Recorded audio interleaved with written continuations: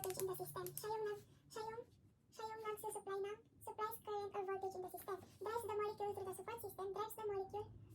support system. Tapos driving force. Without this, electrophoresis will not float. Siya yung nagsusupply ng voltage tsaka current sa system. Power supply. Driving force drives the molecules through the support system. Power supply. Number 2, buffer. Sa buffer, siya yung nagpo-provide ng ions that carry a current to maintain the pH at a relatively constant value. Provides ion that carry a current and to maintain the pH at a relatively constant value. pH and ionic strength of the buffer affects the analyte. pH and ionic strength of the buffer affects the analyte. Barbital or veronal pH. Trisboric EDTA. pH. Basic, negatively charged protein that will migrate to add.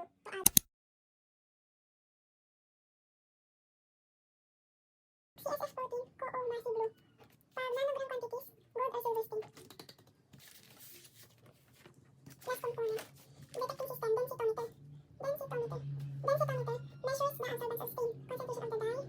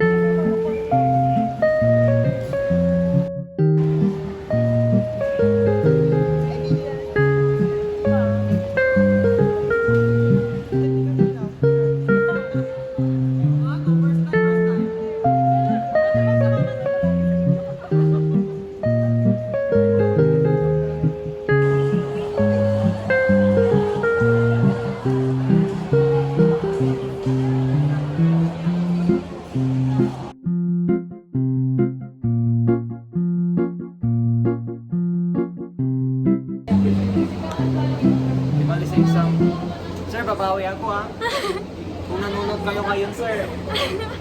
Hindi ko na sabihin kung sino, sir. Babawi na lang ako. Masasagsak na bro.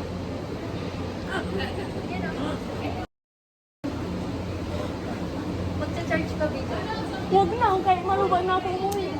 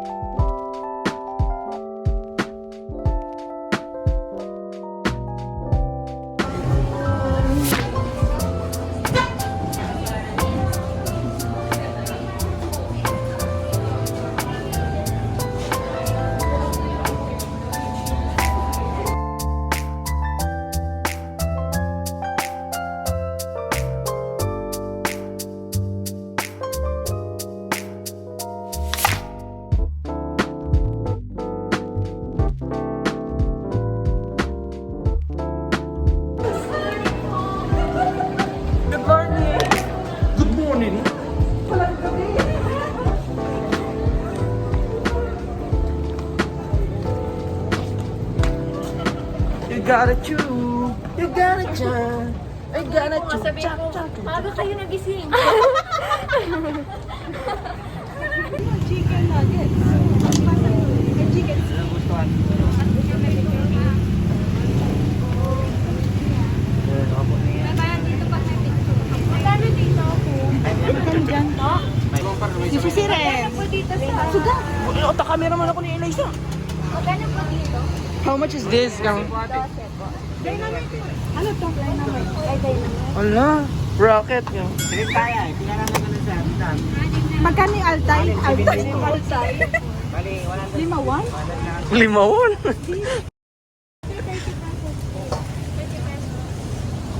Pwede ko musog ka dyan. Nag-aayo ang camera.